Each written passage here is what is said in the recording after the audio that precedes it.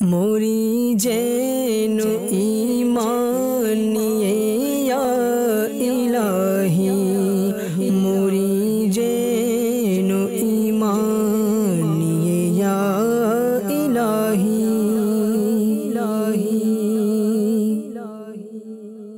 अल्हम्दुलिल्लाहि रब्बिल आलमीन वस्सलातु वस्सलामु अला सय्यिदिल मुरसलीन अम्मा बअदु फ़अऊज़ु बिल्लाहि मिनश शैतानिर रजीम बिस्मिल्लाहिर रहमानिर रहीम वस्सलातु वस्सलामु अलैका या रसूलल्लाह व अला आलिका व अस्हाबिका या हबीबल्लाह। अस्सलातु वस्सलामु अलैका या नबी अल्लाह व अला आलिका व अस्हाबिका या नूर अल्लाह। नवैतु सुन्नतल इअतिकाफ। ইসলামী ভাইয়েরা, যখনই মসজিদে প্রবেশ করবেন মনে করে নফল ইতিকাফের নিয়ত করে নেবেন। আর মসজিদে যখন আমরা প্রবেশ করব তখন মসজিদের যে আদাব রয়েছে, সুন্নত রয়েছে তার প্রতি লক্ষ্য রাখব। আর মসজিদে প্রবেশ করার সময় বিসমিল্লাহ শরীফ, দরুদ শরীফ আর মসজিদে ঢোকার প্রবেশ করার যে দোয়া রয়েছে সেই দোয়া পাঠ করে নিব। মনে করুন বিসমিল্লাহির রহমানির রহিম অথবা বিসমিল্লাহি ওয়াসসালাতু ওয়াসসালামু আলা রাসূলিল্লাহি আল্লাহুম্মা ইফতাহলি আবওয়াবা রাহমাতিক। এই দোয়া পড়ে আমরা ডান পায়ে মসজিদে প্রবেশ করব। আর বের হওয়ার সময় আপনি বিসমিল্লাহ শরীফ, দরুদ শরীফ আর আল্লাহুম্মা ইন্নী আসআলুকা মিন ফাদলিক বলে বাম পা দিয়ে বাহির হবেন। আর মসজিদে প্রবেশ যখন আমরা করব, মসজিদে প্রবেশ করার সাথে সাথে আমরা ইতিকাফের নিয়ত করে নিব। যদি আরবিতে পারি নাওয়াইতু সুন্নাতাল ইতিকাফ, আর যদি আরবিতে না পারি তাহলে আপনি অন্তরে যদি নিয়ত করেন আর বাংলায় যদি মুখে বলেন মুস্তাহাব হিসেবে আমি নফল ইতিকাফের নিয়ত করলাম, তাহলে আমার আপনার ইতিকাফের নিয়ত হয়ে যাবে ইনশাআল্লাহ। যতক্ষণ পর্যন্ত মসজিদে অবস্থান আমরা করব আমরা ততক্ষণ ইনশাআল্লাহ সওয়াব পেতে থাকব। তো মসজিদে ইতিকাফবিহীন অর্থাৎ কেউ যদি ইতিকাফবিহীন অবস্থান করে সেই মুহূর্তে মসজিদে তার জন্য কোনো কিছু খাওয়া দাওয়া জায়েজ নেই, শরীয়তে অনুমতি নেই। আর যদি ইতিকাফের নিয়ত করে নেন, ইতিকাফের পর আপনি কিছু জিকির আজকার করে নেন, সুবহানাল্লাহ পড়ে নেন, আলহামদুলিল্লাহ পড়ে নেন অথবা 2 রাকাত নফল নামাজ আদায় করে নেন, এরপর যদি আপনি কোনো কিছু খেতে চান তাহলে সেটা আপনার জন্য অর্থাৎ ইতিকাফ ব্যক্তির জন্যে, ইতিকাফকারীর জন্যে অনুমতি রয়েছে। সল্লু আলাল হাবিব সাল্লাল্লাহু তাআলা আলা মুহাম্মদ সাল্লাল্লাহু তাআলা আলাইহি ওয়া সাল্লাম সালাতান ওয়া সালামান আলাইকা ইয়া রাসূলুল্লাহ। সরকার সাল্লাল্লাহু তাআলা আলাইহি ওয়া সাল্লাম এর উপর দরুদে পাক পাঠ করার অসংখ্য অসংখ্য ফজিলত রয়েছে। হযরত সাইয়্যিদুনা সাহাল বিন সাআদ রাদিয়াল্লাহু তাআলা আনহু থেকে বর্ণিত, একদিন মক্কি মাদানী আকা, আমাদের প্রিয় আকা সাল্লাল্লাহু তাআলা আলাইহি ওয়া সাল্লাম বাইরে তাশরীফ নিয়ে আসলেন। এমন সময় হযরত আবু তালহা রাদিয়াল্লাহু তাআলা আনহু সামনে অগ্রসর হয়ে আরজ করলেন, ইয়া রাসূলুল্লাহ সাল্লাল্লাহু তাআলা আলাইহি ওয়া সাল্লাম, আমার পিতামাতা আপনার প্রতি উৎসর্গিত হোক। আজ আপনার চেহারা মোবারক খুশির চিহ্ন দেখা যাচ্ছে, আপনার চেহারায় আজকে খুশির চিহ্ন দেখা যাচ্ছে। এজন্য তিনি জিজ্ঞাসা করলেন, এই খুশি কেন? তো তখন আমাদের প্রিয় আকা সাল্লাল্লাহু তাআলা আলাইহি ওয়া সাল্লাম ইরশাদ করলেন, নিশ্চয়ই এখনই জিব্রাইল আমিন আলাইহিস সালাম আমার নিকট এসেছিল এবং তিনি আমাকে বলেছেন, হে মুহাম্মদ সাল্লাল্লাহু তাআলা আলাইহি ওয়া সাল্লাম, যেই ব্যক্তি আপনার প্রতি একবার দরুদে পাক পাঠ করল আল্লাহ তাআলা তার আমল নামায় 10টি নেকি লিপিবদ্ধ করবেন এবং 10টি গুনাহ মিটিয়ে দিবেন আর 10টি মর্যাদা বৃদ্ধি করে দিবেন। সুবহানাল্লাহ আযজা ওয়া জাল। আসলে প্রিয় আকা সাল্লাল্লাহু তাআলা আলাইহি ওয়াসাল্লামের উপর দরুদে পাক পাঠ করা এটা অনেক বড় সওয়াবের কাজ, আর আমাদের জন্য এটা অনেক বড় নিয়ামত যে প্রিয় আকা সাল্লাল্লাহু তাআলা আলাইহি ওয়াসাল্লামের উপর দরুদে পাক পাঠ করার বিনিময়ে নেকিও লিখে দেওয়া হচ্ছে, মর্যাদাও বৃদ্ধি করে দেওয়া হচ্ছে, আবার গুনাহ ক্ষমা করে দেওয়া হচ্ছে। তো আমাদের উচিত বেশি বেশি করে সরকার সাল্লাল্লাহু তাআলা আলাইহি ওয়াসাল্লামের উপর দরুদে পাক পাঠ করা। পবিত্র জুমার দিনে যত বেশি আমরা সওয়াবের কাজ করব, অন্যান্য দিনের তুলনায় এই জুমার দিনে আপনার নেক কাজের সওয়াব বৃদ্ধি করে দেওয়া হয়। আমরা যদি একটা সৎ কাজ করি অন্য দিনে যে সওয়াব পাবো, আর জুমার দিনে করলে তার 70 গুণ বৃদ্ধি করে দেওয়া হয়। তো আমরা যেন জুমার দিনে বেশি বেশি করে দরুদে পাক পাঠ করি। আলহামদুলিল্লাহ আজ্জা ওয়া জাল প্রত্যেক জুমার নামাজের পর এই ফাইজানা মদিনা জামে মসজিদে জুমার নামাজ আদায় করার পর এখানে দাঁড়িয়ে দাঁড়িয়ে সরকার সাল্লাল্লাহু আলাইহি সাল্লামকে সালাতুস সালাম দেওয়া হয়। তো যাদের সম্ভব হয় সেই সালাতুস সালামে আমরা উপস্থিত থাকি, সরকার সাল্লাল্লাহু আলাইহি সাল্লামকে দাঁড়িয়ে দাঁড়িয়ে মোহাব্বত সহকারে দরুদে পাক সালাতুস সালাম আমরা প্রদান করি। ইনশাআল্লাহ আজ্জা ওয়া জাল হাদিসে পাকে যে সমস্ত ফজিলত রয়েছে দরুদে পাকের, সেই ফজিলত সেই দয়া ইনশাআল্লাহ আমরাও পেতে থাকবো। সাল্লু আলাল হাবিব সাল্লাল্লাহু তাআলা আলা মুহাম্মদ সাল্লাল্লাহু তাআলা আলাইহি ওয়াসাল্লাম সালাতান ওয়া সালামান আলাইকা ইয়া রাসূলুল্লাহ। হাদিসে পাকে বর্ণিত রয়েছে নিয়াতুল মুমিনি খায়রুম মিন আমালিহি, অর্থাৎ মুসলমানের নিয়ত তার আমল অপেক্ষা উত্তম। সুতরাং আমরা মসজিদে অবস্থান করছি, তো এখানে যতক্ষণ অবস্থান করব এই অবস্থান করা যেন আমাদের জন্য ইবাদত হয়ে যায়। আমরা যেন আরও অনেক যা সওয়াব আল্লাহ তাআলা দিবে আমরা যদি নিয়ত করি তাহলে আমাদের প্রতিটি নিয়তে আরও সওয়াব বৃদ্ধি পাবে। তো আমরা সওয়াব বৃদ্ধির নিয়তে আমরা আরও কিছু নিয়ত আমরা করে নিই। ইনশাআল্লাহ যখন যা বয়ান হবে মনোযোগ সহকারে বয়ান শ্রবণ করব। আল্লাহ আজ্জা ওয়া জাল আমাদেরকে তৌফিক দান করুন। হযরত সাইয়্যিদনা শেখ কিরমানি রহমতুল্লাহ তাআলা আলাইহি একজন আল্লাহর ওলি ছিলেন, অনেক মুত্তাকি ছিলেন, পরহেজগার বুজুর্গ ছিলেন। তার কন্যা সাহেবজাদি যখন বিবাহের উপযুক্ত হলেন, তো তখন বাদশাহের পক্ষ থেকে তার নিকট এই তার কন্যার বিবাহের প্রস্তাব আসলো। কিন্তু এই আল্লাহর ওলি সেই বাদশাহের পক্ষ থেকে প্রস্তাব আসলো আর সাথে সাথে দিয়ে দেয়নি। তিনি কি করলেন? এই আল্লাহর ওলি হযরত সাইয়্যিদনা শেখ কিরমানি রহমতুল্লাহ তাআলা আলাইহি 3 দিনের সময় নিলেন, আর তিনি মসজিদে মসজিদে ঘুরে উপযুক্ত নেককার যুবকের সন্ধান করতে লাগলেন। তিনি এভাবে যখন বিভিন্ন মসজিদে যাচ্ছেন, একজন নেককার যুবকের সন্ধান করছেন, তখন এক যুবককে তিনি একটি মসজিদে দেখতে পেলেন যে সুন্দরভাবে নামাজ আদায় করছিল। তিনি তাকে জিজ্ঞাসা করলেন, হে বালক, তুমি কি বিয়ে করেছো? তিনি বললেন না। অতঃপর জিজ্ঞাসা করলেন, তুমি কি বিয়ে করতে চাও? তারপর তিনি সেই আপন মেয়ের, তিনি নিজ মেয়ের পরিচয় তুলে ধরলেন যে কনে কোরআন মজিদ পড়ে, নিয়মিত রোজা পালন করে, সুন্দর ও নেক চরিত্রের অধিকারিণী। এরপর সেই ছেলেটি বললেন যে আমার সাথে কে সম্পর্ক করবে? সাইয়্যিদুনা শেখ কিরমানি রহমতুল্লাহ তাআলা আলাইহি বললেন, আমি করব। এটা বলে এরপর তিনি কি করলেন? কিছু দিরহাম নিয়ে বললেন, এগুলো রাখো, আর 1 দিরহামের রুটি, 1 দিরহামের তরকারি এবং 1 দিরহামের সুগন্ধি কিনে নিয়ে আসো। এরপর তিনি গেলেন, তিনি কিনে নিয়ে আসলেন।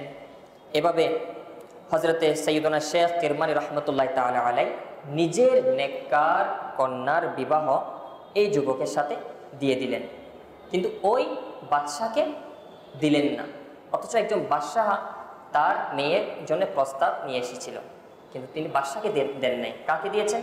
একজন নেককার যুবককে দিয়েছেন। শুধু তাই নয়, তার সন্তানকে আরও কি শিক্ষা দিয়েছেন আমরা শুনি। এরপর যখন নববধূ বরের ঘরে আসলো, তখন দেখলো যে পানির পাত্রের উপর একটি শুকনো রুটি রাখা রয়েছে, বাসি রুটিটি বাসি হয়ে গিয়েছিল। তো যখন সেটা দেখলো তখন সেই স্ত্রী জিজ্ঞাসা করলো, এই রুটিটি কেন রাখা হয়েছে? তো বর বলল, এটি গতকালের বাসি রুটি, এটি আমি ইফতারের জন্য রেখেছিলাম। এই কথা শুনে সে কন্যা সে ফিরে যেতে লাগলো, অর্থাৎ সে চলে যাওয়ার জন্য প্রস্তুত নিল। এখন বর মনে করলো যে সে রাগ করে চলে যাচ্ছে, যেহেতু করে কিছুই নেই। এটা যখন তিনি মনে মনে এটা ধারণা করলেন, তো তিনি বললেন যে আমি জানতাম যে হযরত সৈয়দনা শেখ কিরমানি রহমতুল্লাহ তাআলা আলাই এর শাহজাদি আমার মতো গরিব লোকের ঘরে থাকতে পারবে না। এটা যখন সেই ছেলে বলল, তো নববধূ বলতে লাগলো, আমি আপনার দারিদ্রতার কারণে যাচ্ছি না, বরং এই জন্যই ফিরে যাচ্ছি যে আল্লাহ তাআলার প্রতি আপনার বিশ্বাস অনেক দুর্বল। আল্লাহ তাআলার প্রতি আপনার বিশ্বাস অনেক দুর্বল। তিনি আরো বলেন, আমি তো আমার পিতার প্রতি আশ্চর্য হচ্ছি যে তিনি আপনাকে পবিত্র চরিত্রের অধিকারী এবং নেককার কিভাবে বলে দিলেন।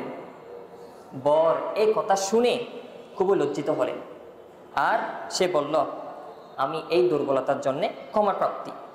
অতঃপর নববধূ বলল, আপনার অপারগতা আপনিই জানেন, তবে আমি এই ঘরে থাকতে পারবো না। পরিশেষ তিনি বললেন, হয়তো এই রুটি থাকবে, নয়তো আমি থাকবো। এরপর সেই রুটিটি দান করে দেওয়া হলো। প্রিয় ইসলামী ভাইরা, এই ঘটনা থেকে আমরা কি বুঝতে পারলাম? যারা আল্লাহ ওয়ালাগণ রয়েছেন, আমাদের পূর্ববর্তী যারা মুসলমান ছিলেন, যারা আল্লাহ ওয়ালাগণ ছিলেন, বুজুর্গ ছিলেন, তারা তাদের সন্তানদেরকে কিভাবে লালন পালন করতেন, তাদের সন্তানদেরকে কিভাবে শিক্ষা দিতেন। আজ আমরা কি শিক্ষা দিচ্ছি? তারা তাদের সন্তানকে প্রথমে যখন ছোট থাকত সেই থেকে নেক কাজের শিক্ষা দিতেন, ইবাদতের শিক্ষা দিতেন, নামাজের শিক্ষা দিতেন, কোরআন তিলাওয়াতের শিক্ষা দিতেন। অতঃপর যখন বিবাহের সময় হতো তখন নেককার ব্যক্তি দেখে, নেককার লোক দেখে বিবাহ দিতেন। বাদশাহের পক্ষ থেকে প্রস্তাব আসলো, সেখানে বিবাহ দিল না। বিবাহ কোথায় দিল? একজন নেককার ব্যক্তি অন্বেষণ করলেন, এরপর সেখানে বিবাহ দিলেন। তো আমরা আমাদের এই বুজুর্গানে গ্রামের জীবনী থেকে কি শিখতে পারি? আমাদের কি করা উচিত? আমরা বর্তমানে কি করি আমাদের সন্তানদেরকে? আমরা তো চাই আমাদের সন্তানরা শুধু বাস দুনিয়ার মধ্যে টাকা কিভাবে অর্জন করতে পারে সেই পথ তো আমরা শিখিয়ে দিই, কিন্তু আল্লাহ তাআলার সন্তুষ্টি কিভাবে অর্জন করতে পারে সেই পন্থাকে আমরা শিখাই। কিভাবে নামাজ আদায় করলে যথাযথ নামাজ আদায় হবে সেই কাজকে আমরা শিখাই। কিভাবে কোরআনে পাক তিলাওয়াত করলে যথাযথ কোরআনে পাক তিলাওয়াত হবে তাকে আমরা শিখাই। তো এটা হচ্ছে অনেক আফসোসের বিষয়। আমাদের উচিত কি আর আমরা করছি কি? কোরআনে পাকে আল্লাহ আজ্জা ওয়া জাল ইরশাদ করেন, কু আনফুসাকুম ওয়া আহলিকুম নার, তোমরা তোমাদের নিজেকে এবং তোমাদের পরিবার বর্গকে আগুন থেকে বাঁচাও। আর সেই আগুন এর জ্বালানি কি হবে? মানুষ এবং পাথর। আমরা যদি আমাদের সন্তানদেরকে সুশিক্ষা না দিই, ধর্মীয় শিক্ষা না দিই, তাহলে আমাদের পরিস্থিতি এমন হবে, আমাদের সন্তানরা গুনাহ করতে করতে ধর্মীয় শিক্ষার অভাবে ধর্মীয় যে কাজ রয়েছে, যা ফরজ রয়েছে, এগুলো আদায় করতে পারবে না। পরিশেষ গুনাহ করতে করতে, আল্লাহ তাআলার নাফরমানি করতে করতে জাহান্নামের উপযুক্ত হয়ে যাবে। আমাদের সন্তানরা জাহান্নামে চলে গেলে আমাদের কীরকম লাগবে? আমাদের উচিত হবে আমাদের সন্তানদেরকেও এই কিরমানি রহমতুল্লাহ তাআলা আলাই ওনার সন্তানকে যেভাবে আল্লাহ তাআলার ভরসার শিক্ষা দিয়েছেন, যেভাবে নেক কাজের শিক্ষা দিয়েছেন, সেভাবে যেন আমরাও শিক্ষা দিই। আমরাও যেন আমাদের সন্তানদেরকে যখন বিবাহের সময় হয় তখন আমরা নেককার যুবতী দেখে, নেককার ছেলে দেখে যেন আমরা বিবাহ দিই, বিবাহ করাই। আমাদের প্রিয় আকা সাল্লাল্লাহু তাআলা আলাইহি ওয়া আলিহি ওয়াসাল্লাম বিবাহ সম্পর্কে ইরশাদ করেন যে যখন তোমাকে ওই ব্যক্তি বিবাহের প্রস্তাব বার্তা পাঠায় যে যার ধার্মিকতা ও চরিত্র তুমি পছন্দ করো, তবে বিয়ে দিয়ে দাও। যদি তা না করো তবে জমিনে অর্থাৎ দুনিয়াতে ফিতনা সৃষ্টি হয়ে যাবে। আজকে আমরা যদি দেখি এই হাদিসে পাকের উপর আমল কতটুকু, আমরা কি যখন কোনো একটি ঘর আসে তখন কি আমরা ধার্মিকতা দেখি না অন্য কিছু দেখি? প্রসিদ্ধ মুফাসসিরে কুরআন হাকিমুল উম্মত মুফতি আহমদ ইয়ার খান নাঈমি রাহমাতুল্লাহি তাআলা আলাইহি বলেন, এই হাদিসে পাকের অর্থ এটাই যে যখন তোমাদের কন্যার জন্য দিনদার ও উত্তম আচার আচরণের উপযুক্ত ছেলে পেয়ে যাও, তবে শুধুমাত্র সম্পদের লোভে এবং লাখপতির অপেক্ষায় যুবতী কন্যার বিয়েতে দেরি করো না। এই জন্যে যে যদি ধনীর অপেক্ষায় কন্যাদের বিবাহ না দেয়া হয় তবে একদিকে অনেক কুমারী মেয়ে বসে থাকবে এবং অপরদিকে অনেক ছেলে অবিবাহিত রয়ে যাবে, যার কারণে বেবিচার ছড়িয়ে পড়বে আর অপকর্মের কারণে মেয়ের পরিবার লজ্জায় পড়ে যাবে। পরিণতি এরূপ হবে যে বংশ পরস্পর ঝগড়া হবে, হত্যা ও মারামারি হবে।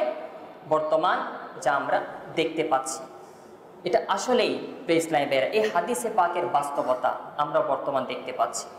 যা আমাদের দেখা দরকার ধর্মীয় দৃষ্টিকোণ থেকে আমরা তা দেখছি না, আখলাক চরিত্র দেখা দরকার আমরা তা দেখছি না, ধর্মীয় মাইন্ড আছে কিনা আমরা তা দেখছি না।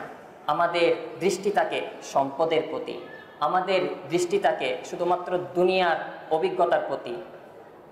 আল্লাহ তাআলা কিসের উপর সন্তুষ্টি, আল্লাহ তাআলার সন্তুষ্টি কেমনে আমাদের অর্জিত হবে, আল্লাহ রসুলের সন্তুষ্টি কিসে, এই দিকে আমাদের দৃষ্টি থাকে না। যার কারণে আমরা আমাদের সন্তানদেরকে যে জায়গায় বিবাহ দেওয়া দরকার, যেখান থেকে মেয়ে আনা দরকার, আমরা সেটা করি না। আমরা বাস দুনিয়ার দিকে দেখে আমাদের দুনিয়ার মন মোতাবিক করি। তখন কি হয়, যেভাবে মুফতি সাহেব বলেছেন ফিতনা ফিসাদ ছড়িয়ে যাবে। আর বর্তমান ফিতনা ফিসাদের মূল কারণগুলোর মধ্যে এই একটি কারণ। আল্লাহ আজ্জা ওয়াজাল আমাদেরকে এই হাদিসে পাকের উপর আমল করার তৌফিক দান করুন। মনে রাখবেন প্রিয় ইসলামী ভাইয়েরা, সন্তান আল্লাহ তাআলার পক্ষ থেকে অনেক বড় নিয়ামত। শুধু এই না যে আমাদের হাত, আমাদের মুখ, আমাদের চোখ, আমাদের অঙ্গ প্রত্যঙ্গ এগুলো নিয়ামত, তাই না, বরং সন্তানও অনেক বড় নিয়ামত। সন্তানের মাধ্যমে চাইলে আপনি আল্লাহ রসুলের সন্তুষ্টি অর্জন করতে পারেন। সন্তানের মাধ্যমে চাইলে আপনি জান্নাত অর্জন করতে পারেন। কুরআনে পাকে সন্তানদের বিষয়ে সন্তানদেরকে ফিতনা বলা হয়েছে। ইন্নামা আমওয়ালুকুম ওয়া আওলাদুকুম ফিতনা। কুরআনে পাকে ফিতনা কেন বলা হয়েছে? এই সন্তান দেওয়ার মাধ্যমে আল্লাহ তাআলা কিন্তু আমাদেরকে পরীক্ষা নেয়। সন্তান যখন হয় না মানুষ তখন কি করে? আল্লাহ তাআলার দরবারে বারবার বলে, ইয়া আল্লাহ আমাকে একটা সন্তান দাও, আমাকে একটা সন্তান দাও, আমি তোমার পথে চালাবো, তুমি যেভাবে বলেছো সেভাবে চালাবো। নামাজ যেন সে নামাজ শিখে, নামাজ পড়ে তোমাকে যেন সন্তুষ্টি রাখে, এভাবে চালাবো, হাফিজ বানাবো, আলিম বানাবো। আমরা যখন সন্তান হয় না তখন অনেক অনেক নিয়ত আমরা করে থাকি। আর যখন সন্তান আল্লাহর পক্ষ থেকে এই নিয়ামত মিলে যায় তখন আমরা অনেকে ভুলে যাই তাকে কি শিক্ষা দেওয়া দরকার, এই সন্তানকে কি শিক্ষা দিলে সে আল্লাহ তাআলার সন্তুষ্টি অর্জন করবে, সে দুনিয়া অর্জন করবে, সাথে সাথে পরকাল অর্জন করবে। আমরা সেই শিক্ষাটুকু ভুলে যাই, সন্তানকেও সেই শিক্ষা দিই না। পরে শেষ কি হয়?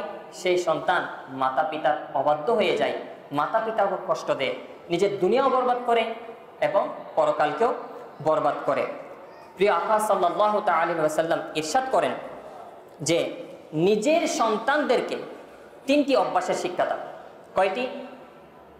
নিজের সন্তানকে 3টি অভ্যাসের শিক্ষা দাও। কয়টি?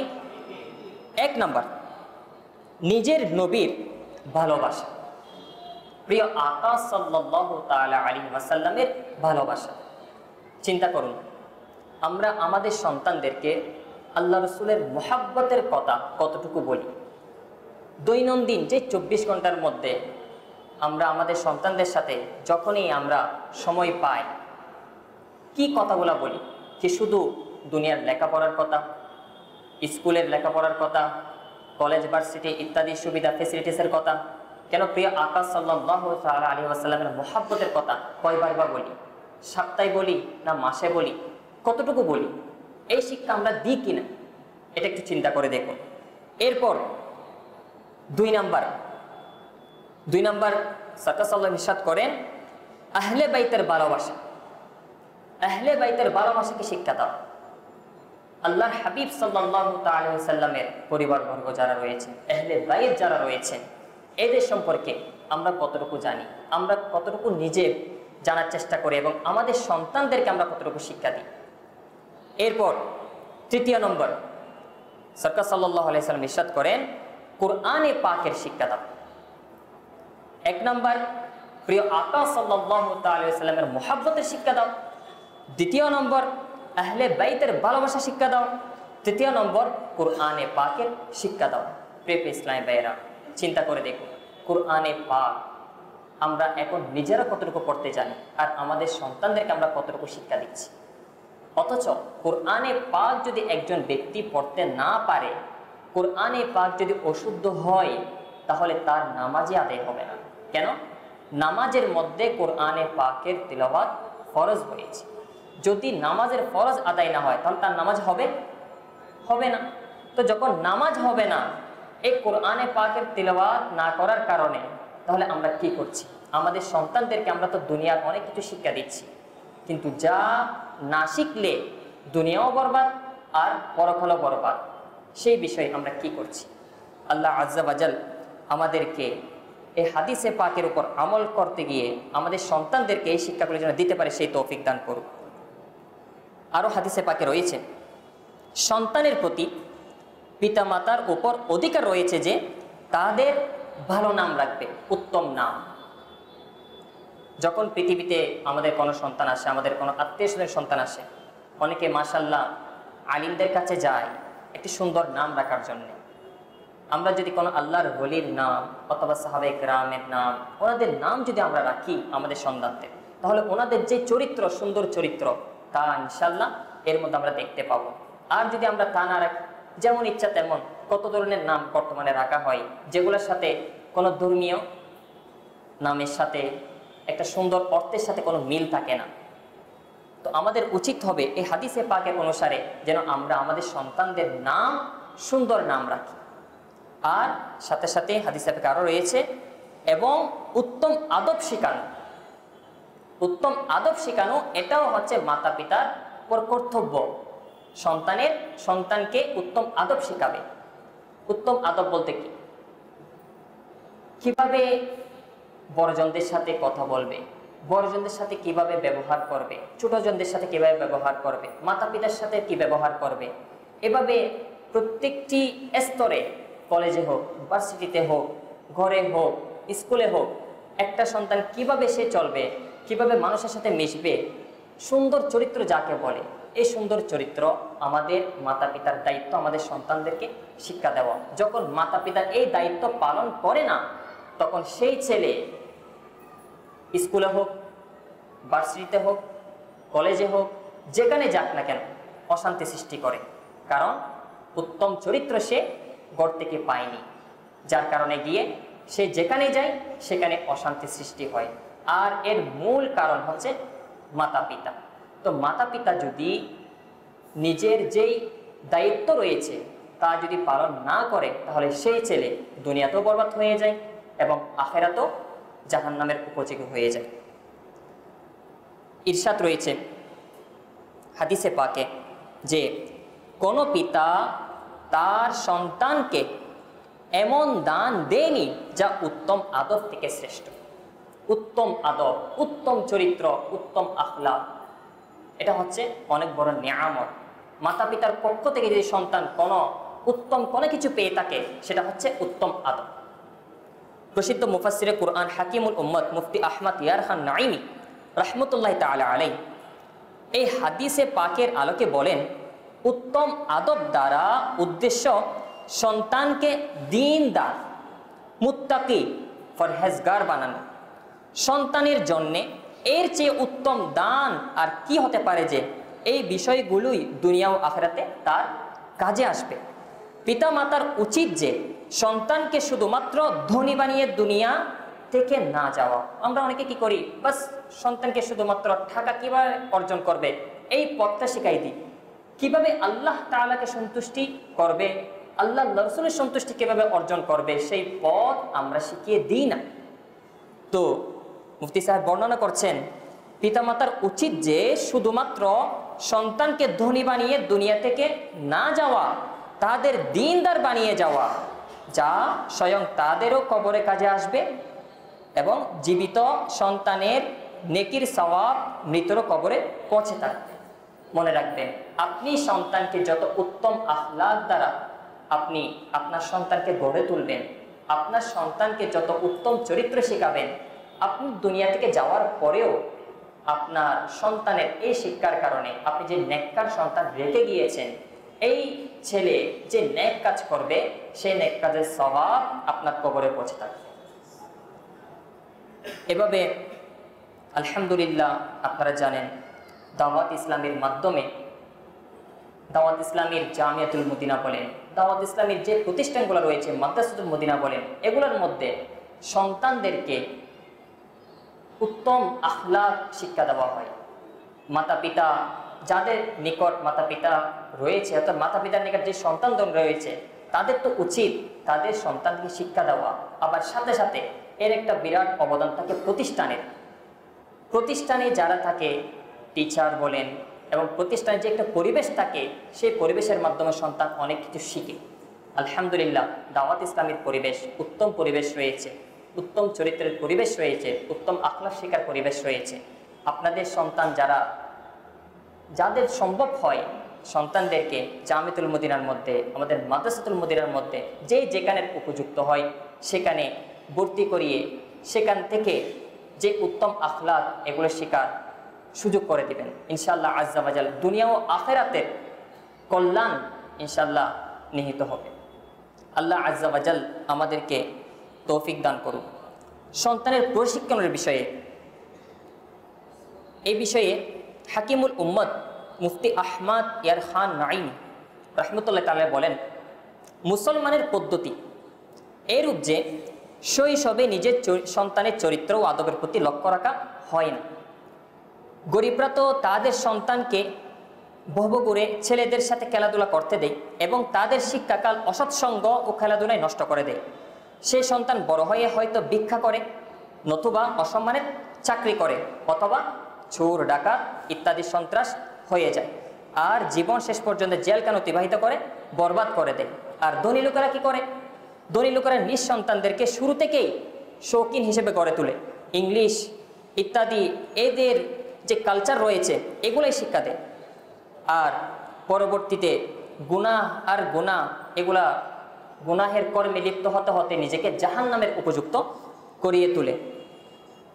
যেই ধর্মের শিক্ষা রয়েছে কালেমা পর্যন্ত শিখায় না, কলেজ বা স্কুলে শুধু ভর্তি করিয়ে দেয়। মাদ্রাসার যে শিক্ষা রয়েছে, দ্বীনি যে শিক্ষা রয়েছে, যেই শিক্ষা যদি সে না শিখে দুনিয়ার মধ্যে বরবাদ হয়ে যাবে, আখিরাতেও বরবাদ হয়ে যাবে, সে শিক্ষা তাকে শিখায় না।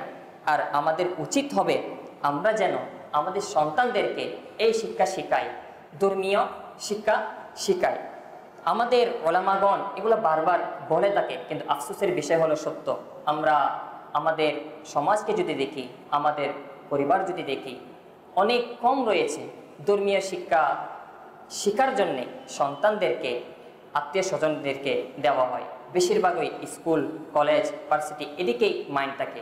দুনিয়াবী শিক্ষা অর্জন করা নাজায়েজ নয়, এটা অর্জন করবে, কিন্তু আল্লাহ আজ্জা ওয়া জাল আমাকে আপনাকে যে উদ্দেশ্যে সৃষ্টি করেছেন, আল্লাহ আজ্জা ওয়া জাল কোরআনে পাকে যে বলেছেন, ওয়ামা খালাকাতুল জিন্না ওয়াল ইনসা ইল্লা লিয়াবুদুন, আমি মানুষ এবং জিন জাতিকে সৃষ্টি করেছি একমাত্র আমার ইবাদতের জন্য। আল্লাহ তাআলার ইবাদত কেমনে করবে? একটা বান্দা যদি সে আল্লাহ তাআলার ইবাদত সম্পর্কে না শিখে, একটা বান্দা যদি আল্লাহ তাআলার ইবাদত, নামাজ, রোজা, হজ, যাকাত এগুলোর পদ্ধতি না শিখে, এগুলোর জ্ঞান যদি অর্জন না করে, সে আদায় কিভাবে করবে? সে যদি এগুলোর জ্ঞান অর্জন না করে, আল্লাহ তাআলা যে উদ্দেশ্যে আমাদেরকে সৃষ্টি করেছেন সেই উদ্দেশ্যে সে পূরণ কেমনে করবে? আল্লাহ তাআলার সন্তুষ্টি কিভাবে অর্জন করবে? আর আল্লাহ তাআলার অসন্তুষ্টি অনুযায়ী, অসন্তুষ্টির মধ্যে সে যদি কি হয়ে যায়, দুনিয়ার মধ্যে জীবন যাপন করে, আর পরিশেষ যদি আল্লাহ তাআলার নারাজির মধ্যে তার শেষ হয়, তার ইন্তেকাল হয়, তাহলে জাহান্নাম ছাড়া কোনো কিছুই তার ভাগ্যে জুটবে না। তো আমাদের উচিত হবে আমাদের সন্তানদেরকে দ্বীনি শিক্ষা দেওয়া, যেখানে দ্বীনি শিক্ষার, দ্বীনি জ্ঞানের মজলিস হয়ে থাকে। যেমন আলহামদুলিল্লাহ এখানে প্রত্যেক বৃহস্পতিবার আপনার ফাইজান আহমদিনা জামে মসজিদে ইজতিমা হয়ে থাকে রাত্রে, এবং প্রত্যেক জুমাতে বিভিন্ন বিষয়ে বয়ান হয়ে থাকে। তো আমাদের সন্তানদেরকে এরকম দ্বীনি মজলিসের মধ্যে এনে দ্বীনি জ্ঞান শিক্ষা অর্জন করার সুযোগ করে দেওয়া, এটা আমাদের দায়িত্ব। আমরা তো দুনিয়ার জ্ঞান অর্জন করার জন্য সন্তানকে স্কুলে পাঠাই, কলেজে পাঠাই, ভার্সিটিতে পাঠাই, কিন্তু আমরা কি আমাদের সন্তানদেরকে যেভাবে সেই দায়িত্ব নিয়েছি দুনিয়ার বিষয়ে, যেভাবে দুনিয়ার বিষয়ে আমরা দায়িত্ব নিয়েছি, সেভাবে কি আখিরাতের বিষয়ে, সেভাবে আল্লাহ তাআলা আমার সন্তানকে যে উদ্দেশ্যে সৃষ্টি করেছেন সেই উদ্দেশ্য পূরণ করার জন্য যে জ্ঞান অর্জন করা দরকার, সেই জ্ঞান অর্জন করার দায়িত্বকে আমি নিয়েছি। তো সেই জ্ঞান অর্জন করানোর উদ্দেশ্যে সন্তানদেরকে এরকম মজলিসে নিয়ে আসা আমাদেরই দায়িত্ব। আমাদের সন্তান হোক, আমাদের আত্মীয় স্বজন হোক, তাদেরকে নিয়ে আসা এটা আমাদেরই দায়িত্ব। এবং এটা যদি আমরা করি, ইনশাল্লাহ আমাদের সন্তানরা দুনিয়া ও আখিরাতে ইনশাল্লাহ সফলতা অর্জন করতে পারবে। তানবিহুল গাফিলিন কিতাবে বর্ণিত রয়েছে যে সমরকন্দ এর এক আলিমে দ্বীন হযরত সৈয়দনা আবু হাফস রহমতুল্লাহি তাআলা আলাইহি এর নিকট এক ব্যক্তি আসলো এবং বলতে লাগলো, আমার সন্তান আমাকে মেরেছে। বর্তমান আমরা শুনি না যে অনেকে বলে সন্তান বাবার ওপর হাত তুলে, সন্তান মায়ের ওপর হাত তুলে, শুনি না? এটা এখন না, তখনও হতো। তো যখন এভাবে বললেন যে আমার সন্তান আমাকে মেরেছে, তিনি আশ্চর্য হয়ে জিজ্ঞাসা করলেন, ছেলেও কি পিতাকে মারতে পারে? তিনি বললেন, জি হ্যাঁ, এমনই হয়েছে, ছেলে পিতাকে মেরেছে। হযরত সাইয়্যিদুনা আবু হাফস রাহমাতুল্লাহি তাআলা আলাইহি জিজ্ঞাসা করলেন, আপনি কি তাকে ধর্মীয় জ্ঞান ও আদব শিখিয়েছেন? সে বলল, না, আমি তো তাকে ধর্মীয় জ্ঞান ও আদব শিক্ষা দিইনি। আবার জিজ্ঞাসা করলেন, তাকে কি কোরআনে কারীম শিক্ষা দিয়েছ? সে বলল, না, আমি তো কোরআনে পাক শিক্ষা দিইনি। অতঃপর জিজ্ঞাসা করলেন, তোমার ছেলে করে কি? সে বলল, ক্ষেত খামার করে। হযরত সাইয়্যিদুনা আবু হাফস রাহমাতুল্লাহি তাআলা বললেন, জানেন কি সে আপনাকে কেন মারলো? সে উত্তরে বলল, না, আমি তো জানি না। অতঃপর আবু হাফস রাহমাতুল্লাহি তাআলা আলাইহি সংশোধনের উদ্দেশ্যে খরা ভাষায় তাকে বললেন, সম্ভবত সে সকালবেলা গাধার উপর আরোহণ করে যখন ক্ষেতের দিকে যাচ্ছিল, ষাঁড় তার আগে এবং কুকুর তার পিছনে ছিল। কোরআনে পাক তো সে পড়তে পারত না যে কিছু রুহানিয়ত নসিব হতো। বেশ এভাবেই উদাসীনভাবে কিছু গুনগুন করছিল। এমনি সময় আপনি তার সামনে চলে আসলেন। সে ভাবলো যে ষাঁড়ের সামনে প্রতিবন্ধকতা এবং তা সরানোর জন্য মাথায় কোনো কিছু দিয়ে জোরে মেরে দিল। আরও বলল, শুকর করুন যে আপনার মাথা ফাটেনি। অর্থাৎ এই আল্লাহর ওলি কি শিক্ষা দিচ্ছেন? এটাই বলতে চাচ্ছেন যে সন্তানকে যদি তুমি ধর্মীয় শিক্ষা না দাও, তাহলে সন্তান নিশ্চয়ই আজ হোক কাল হোক তোমার অবাধ্য হয়ে যাবে, তোমার বাধ্য থাকবে না। আপনার সন্তান তখনই আপনার বাধ্য থাকবে যখন ধর্মীয় শিক্ষা দিবেন। কারণ ধর্মীয় শিক্ষা আপনার সন্তানকে শিখাবে কিভাবে মা বাবার সাথে ব্যবহার করতে হয়। ধর্মীয় শিক্ষা আপনার সন্তানকে শিখাবে যে মাতা পিতার সাথে আদব কিভাবে করতে হয়, বেয়াদবি থেকে কিভাবে বাঁচতে হয়, মাতা পিতাকে কষ্ট দেওয়া থেকে কিভাবে বাঁচতে হয়। এটা একমাত্র ধর্মীয় শিক্ষা শিখাবে। আর যদি ধর্মীয় শিক্ষাবিহীন শুধু অন্য শিক্ষাই দেওয়া হয়, তাহলে দুনিয়াবী শিক্ষার মধ্যে সেই শিক্ষা অর্জন করা সম্ভব নয়। তো সুতরাং এই আল্লাহর ওলি এদিকেই আমাদেরকে শিক্ষা দিয়েছেন এর মাধ্যমে যে সন্তানকে ধর্মীয় শিক্ষা দাও। আল্লাহ আজ্জা ওয়াজাল আমাদেরকে, আমাদের সন্তানদেরকে যেন আমরা উত্তম শিক্ষা দ্বারা শিক্ষায়িত করতে পারি, সেই তৌফিক আমাদেরকে দান করুক। হযরত সাইয়্যিদুনা বারিদা রাদিয়াল্লাহু তাআলা আনহু থেকে বর্ণিত, নবী করিম রউফুর রহিম সাল্লাল্লাহু তাআলা আলাইহি ওয়াসাল্লাম ইরশাদ করেন, যে কোরআন পড়ল এবং তা শিখল আর এর উপর আমল করল, তবে তার পিতামাতাকে কিয়ামতের দিন নূরের এমন এক মুকুট পরানো হবে যার উজ্জ্বলতা সূর্যের ন্যায় হবে এবং তার পিতামাতাকে দুটি হুল্লা অর্থাৎ জান্নাতি পোশাক পরিধান করানো হবে, যার মূল্য এই পৃথিবী আদায় করতে পারবে না। তখন তারা জিজ্ঞাসা করবে, এই পোশাক কেন পরানো হয়েছে? তাদের বলা হবে, তোমাদের সন্তান কোরআনকে আঁকড়ে ধরার কারণে। তো মাতা পিতা এই সম্পদ কখন পাবে? যখন সন্তানকে এই ধর্মীয় শিক্ষা দান করবে, যখন সন্তানকে কোরআনের শিক্ষা দান করবে। আর সেই কোরআনের শিক্ষা অনুযায়ী যখন সন্তান চলবে, তখন মাতা পিতা নিশ্চয়ই এই হাদিসে পাকে যেভাবে বলেছেন সেই নিয়ামত মাতা পিতা ভোগ করবে। অন্য হাদিসে পাকে রয়েছে, নিশ্চয়ই আল্লাহ তাআলা একজন নেককার বান্দার মর্যাদা জান্নাতে সমুন্নত করবেন। তখন সে বলবে, হে আমার প্রতিপালক, আমি এই মর্যাদা কিভাবে পেলাম? তখন আল্লাহ তাআলা ইরশাদ করবেন, তোমার সন্তান তোমার জন্য মাগফিরাতের দোয়া করার কারণে। তো সন্তান মাগফিরাতের দোয়া কখন করবে? সন্তান আপনার জন্য দোয়া কখন করবে? আমি আপনি যদি দুনিয়া থেকে বিদায় নিয়ে যাই আর আমাদের সন্তানের যদি আল্লাহ তাআলার ভয় না থাকে, কবরের আযাবের ভয় না থাকে, বেহেশত দুজক সম্পর্কে জ্ঞান না থাকে, তাহলে সে কি পরকালের যেই মুসিবত, সেই মুসিবত থেকে বাঁচার জন্য দোয়া করবে? সে তো পরকাল সম্পর্কে জানেই না। সে পরকালের যে বিপদ রয়েছে, দুজক রয়েছে, হাসরের হিসাব রয়েছে, হিসাব নিকাশ থেকে যে মুক্তি পাওয়ার জন্য দোয়া করতে হয়, সে তো জানেই না। সে করবে কিভাবে? যখন আমরা শিক্ষা দিব আমাদের সন্তানদেরকে, তাহলে নিশ্চয়ই সে এগুলা জানবে। সে জানলে আমি আপনি ইন্তেকালের পরও সে আমাদের জন্য দোয়া করবে, নিজের জন্য দোয়া করবে।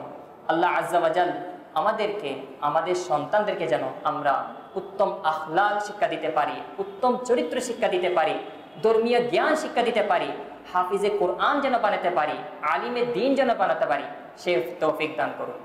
আমিন বিজাহিন নবীল আমিন সাল্লাল্লাহু তাআলা আলাইহি ওয়া আলিহি ওয়াসাল্লাম। সাল্লু আলাল হাবিব সাল্লাল্লাহু তাআলা আলাইহি। মোরি যেন ঈমান নিয়ে ইয়া ইলাহি